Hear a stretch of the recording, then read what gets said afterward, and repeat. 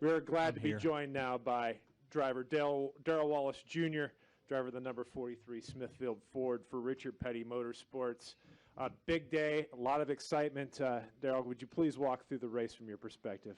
Yeah, it's a heck of a way to start my weekend and heck of a way to end my weekend. Passing out. Pat myself on the back for that. I'm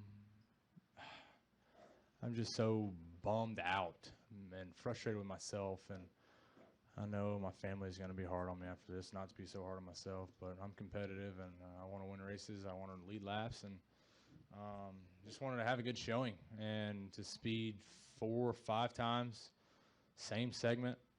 That was pretty tough to swallow, and then this race just going green the whole time, and just it was just not our day. I didn't have everything lined up, and thought I had the right mindset going into it. I told our spotter Joel to be a little conservative, to start out with pit road, and we'll creep up to it. And I guess we were already there. So I'm so used to analog tax and everything, and this digital stuff I got to figure out. I'll say I'm not a fan of it right now. It's jumping around too much. You just don't get a true feel of what you're running down pit road. So a lot of the other guys say it's fine. So I just got to figure out what I need to do better. But it's just frustrating on my part. But aside from that, I will cheer up and thank everybody involved in this process. This is a wonderful day for me, a wonderful day for the sport. Wish we could have got a little bit better finish in our Smithfield Ford, but I'm just thankful for the opportunity. I've been dreaming about this since I was a little kid, being in the Cup Series, and now it's here, and I made a name for myself. I thought I ran a pretty decent race, just kind of running there by myself, passed a couple people, try not to make anybody too mad, and hopefully earned a lot of respect from those guys out there. I definitely had a blast. At the same time, I was a little frustrated, but we'll build off of it. I'll practice more with the dash and go debrief with the team, and we'll just get better. We're going to go to Jerry, then to Lee, then to Joseph. Bubba, Jerry Jordan, KickingTheTires.net and Performance Racing Network. 2 questions. One, what did it feel like strapping into the 43 and taking the green flag for the first time? And 2, your best bud earlier in the week said, dude, we got to get photos. This is an iconic weekend. He's in victory lane. Mm-hmm. You got to feel good for that. Yeah, I'd like to get 50% or 5% at least of what he won since that picture happened, and I think I was a good luck charm. But hats off to everybody on the 21 team. So pumped for him.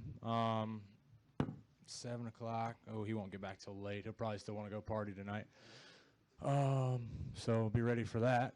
But just the start, climbing in that thing, I thought I handled my emotions very well.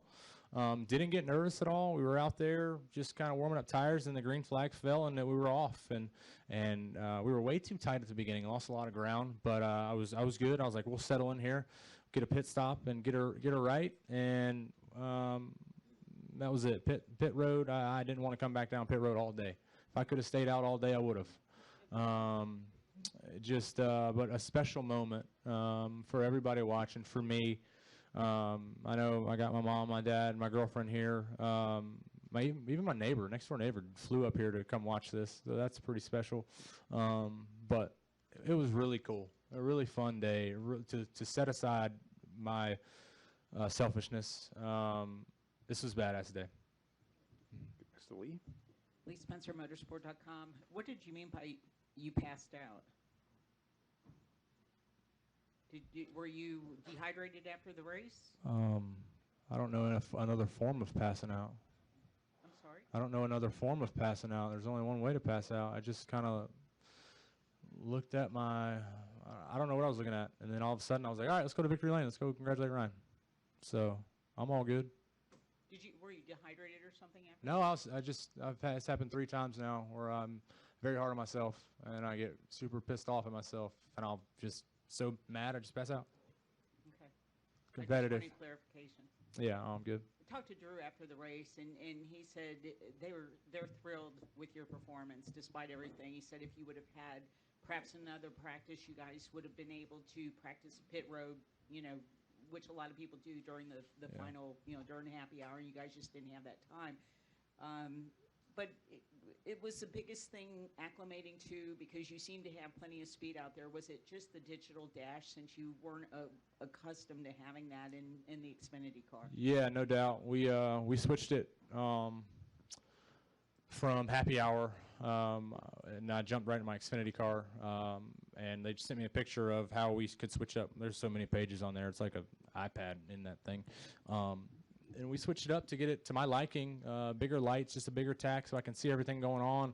And we changed our lights around, and the fourth time, I don't remember what time it was, I was way under the limit, I thought. And we were busted for segment 2. So somebody who's ever working segment 2, I'll find you later. Let's go to Joseph. Joseph Walken, frontchurch.com. First off, you're okay, right? Yeah, I'm good. And second off, this is a big day for you, but what are your expectations moving forward now? Definitely go to Michigan. So I like that place. Not that I don't like this place. I think I run a little bit better at Michigan. Big speeds there, so need to be prepped for that. But like we just talked about, I'll be spending all of first practice running up and down pit road, bringing it in hot, running the length of pit road each and every run. So. But I'm looking forward to it. This is the first step. I know we ran a good, clean race, and that's all you can ask. Didn't wreck the car. Brought it home in one piece. So I'm pumped for the guys. They're all pumped up.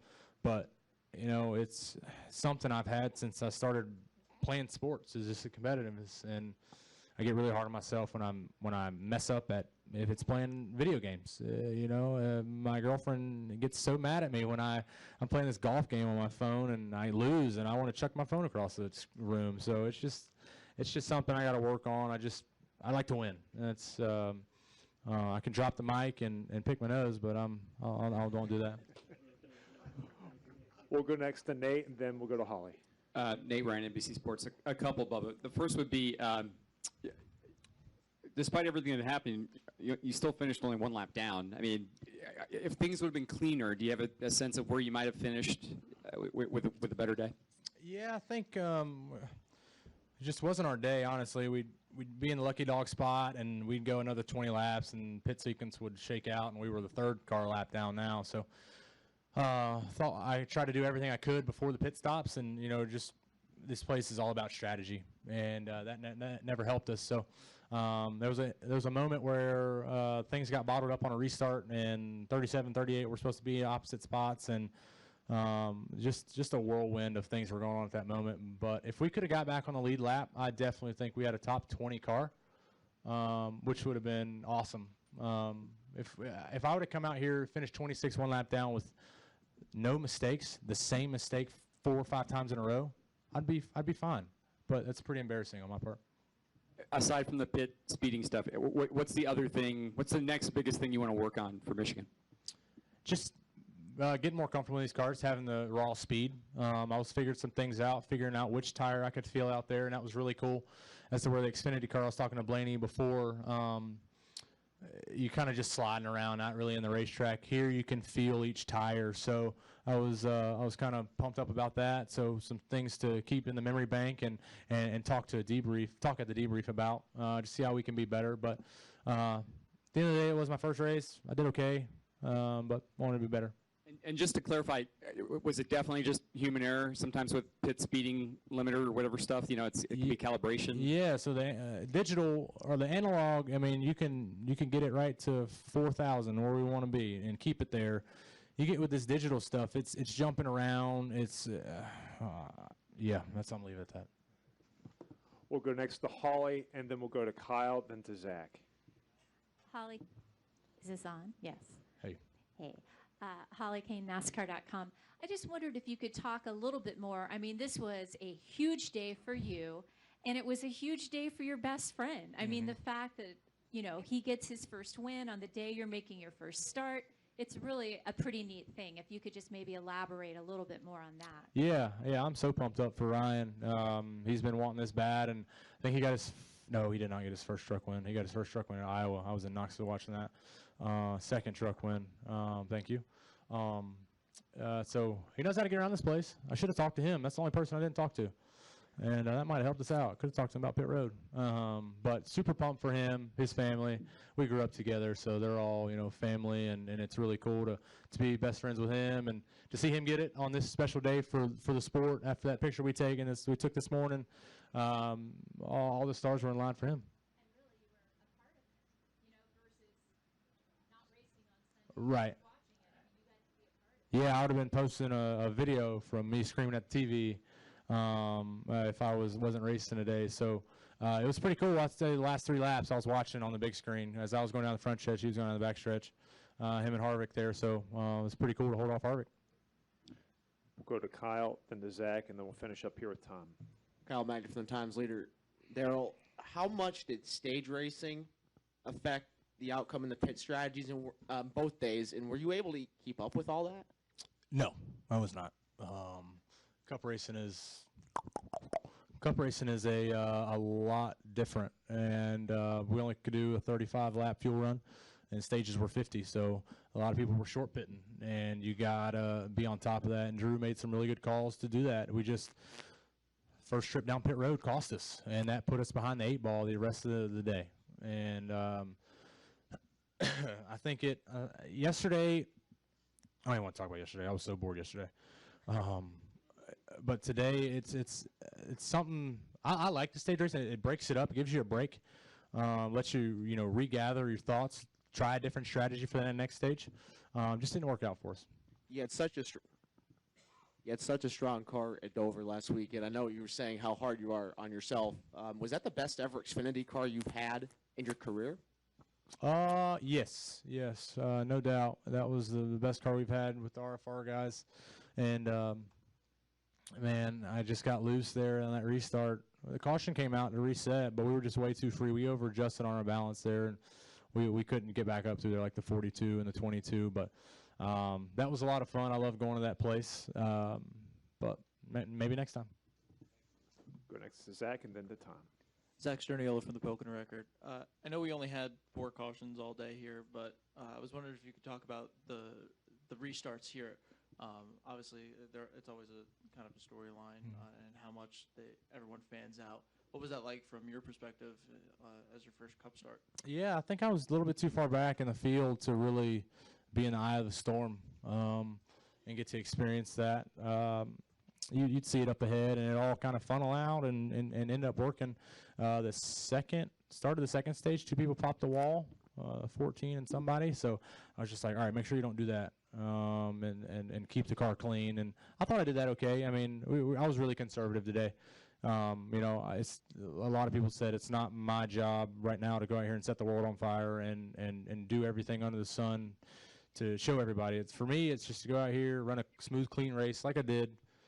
Not mistake-free, but to come out here with a clean race car. We got a little bit of scuffs on the left side, but that's it, and that's one big accomplishment for us. Tom Bowles, front stretch. Bubba, after dreaming about it all these years, was there anything about Cup racing today that surprised you, or was it everything that you expected it to be, the level of competition, just everything about the race?